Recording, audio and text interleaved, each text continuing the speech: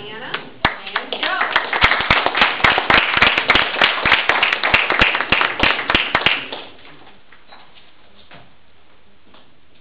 We're doing television here. Oh, sorry. Welcome so much to Ask Diana, where we interview interesting authors and exciting entertainers. And today we have a very exciting guest on our show, Ms. Jo Davis-Myers, who is the author of Combat. Ms. Davis-Myers is an award-winning playwright, as well as an accomplished former musical director. In a professional, non-writing career spanning nearly 25 years, she's been the editor for several publications, everything from real estate to internal medicine, and was the creator and managing editor of Strange New World science fiction collector's magazine. Ms. Davis-Myers is currently a language arts teacher at Brookside Middle School. Ms. Davis-Myers is an award-winning playwright, as well as an accomplished, I already know that. You know it's worth repeating because I read it. Sorry. Now, as far as being a collections person, no, I don't do the bounty hunter stuff. But I did do the collector's magazine. The collector's magazine. Strange New World Science Fiction Collector's Magazine. She's a certified teacher and media specialist in Sarasota, Florida. Please join me in welcoming my fabulous guest, Ms. Jo Davis-Myers. Ms. Jo, before I read the book, I had never seen the show.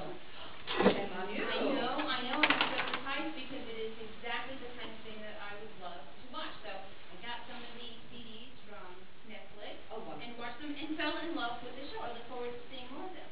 So the first question I had, though, as I'm reading the book was, wow, how did she get all this information? Because you broke down each and every episode, and you had all sorts of interesting things. And one of my favorite parts in each of the breakdowns of the episodes is called Notes, Oddities, and Bloopers, where you have just interesting notes, strange oddities, and funny bloopers. And I'm wondering, wow, how did you get all of that information? Well, I love the show. I was only 5 years old when it first came on. I can understand you not knowing it. It was way before you were born. Show was 1962 through 1967, and it followed the exploits of the fighting men of Company K as they battled their way across Europe in World War II. I just fell in love with the show. What wasn't to love? It was great acting, it was great directing, it was great plots, and there were all these men and sweating and just smiling. I was adored. There was that kid, that was nice. As far as falling in love, I really did fall in love with the show. I was in love with the actors and everything they did. Plus, my father was a World War II vet, and we would watch it together. And that's how I got some of his stories about World War II. As I've met fans of the show, they tell me they watched it with their fathers and now their grandfathers. And every day we used to play backyard combat after the show ended and recreated the battles and terrified the neighborhood cats every day. There was a great deal of research that went into the book. I mean, I could tell you didn't have to be a part of the actual research to see. And I'm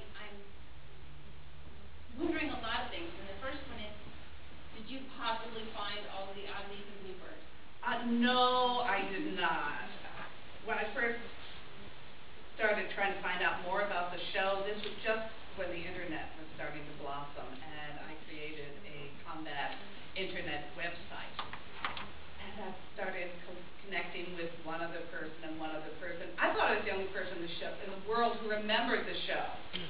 Well, within a few months, we had over 1,000 members on the list, and we all would share tapes because it wasn't available on DVD then, and we would freeze frame through some of the episodes and have contests to see who could post the latest blooper. So there were thousands of eyes trying to find things. You know, things like, well, when the German falls dead in the stream, 10 seconds later he lifts up his head for breath and then goes down again. Good things to find.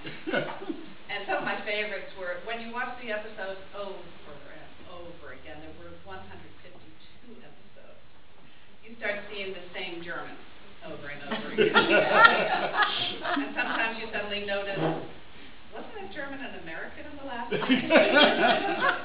I had such such a pleasure. One of the people I interviewed was Earl Parker, who was the stunt double for Vic Morrow, who was the star of the show. Dead ringer for him. You could put the camera about 2 feet away from him and you still didn't know it was Vic Morrow. But he was also the stunt coordinator. So in the morning he would be Vic Morrow and the other stunts and they'd be shooting the Americans doing it. They'd break for lunch. The same guys would get in German uniforms. They would be filmed as themselves shooting themselves as Americans. Magic television, you could do the cutting. So every week Earl Parker shot himself. Live to tell about it. Live to tell about it. You do a great deal of, you have here a great number of biographies from the actors, and they're pretty in-depth. Was it difficult to get that information, particularly with Vic Morrow, who was killed tragically on the set of the Twilight Zone movie? How did you get the information about the actors? Well, when we had the list, 1,000 people on it, grew to 2,500 at one point. Of course, the topic always came up, well, I wonder what they're doing now. Wouldn't it be nice to find them? I like a challenge. So I started to find one, and fortunately, one of the actors had become a writer, and he was writing for a newspaper in California. So I wrote to him. He wrote back. I was so excited, I couldn't believe it. I found one! And he gave me his phone number. I waited all of 2 seconds after opening it. Hello! He was, like us, amazed that people still remember the show, which was very sad because he brought such joy to all these people. Again, this was prior to the internet. He had no idea that there were so many fans out there. So he was thrilled to hear about the list and all the people on it. And after we talked for a while, he realized that I wasn't a crazy stalker. He gave me the phone number of one of the other actors. And again, we did well, and once he knew I wasn't a crazy stalker, we gave each other's phone numbers. I got to interview all the ones that they haven't lost track of. One actor, we all think acting is the be-all and end-all. Everybody wants to be an actor. Now, one of the actors on the show, all he wanted to do was be a pilot. And shortly after combat ended, he quit acting, and he became a pilot. And none of the actors had seen him in years. So I tracked him down. I finally found a friend who knew the daughter of the actor, and I got a letter passed to him, and again, he had to check me out, make sure I wasn't crazy, and finally found him, living in Naples, Florida. He was within an hour and a half of me, and that was the first of the actors I actually got to meet because he invited me down to his home. How exciting. I was so nervous. You're still feeling it. Yes, I am. There's a picture in here I'm going to show the viewers. There's a picture of you in here at a reunion. It looks on the combat reunion cruise. That must have been very exciting. All of them are surrounding me. That was still good looking in his 70s. Now, after I interviewed all the guys and found them all, the first gentleman I talked to originally, Dick Peabody, he was the gentle giant of the show, and everybody loved him. And his wife was joking on one phone call that, hey, everybody else goes on celebrity cruises, why can't Combat do that? I like the challenge. Oh, it took 2 seconds to say, yeah, let's do it. No, I called back 2 days later and I had it arranged. How many people showed up?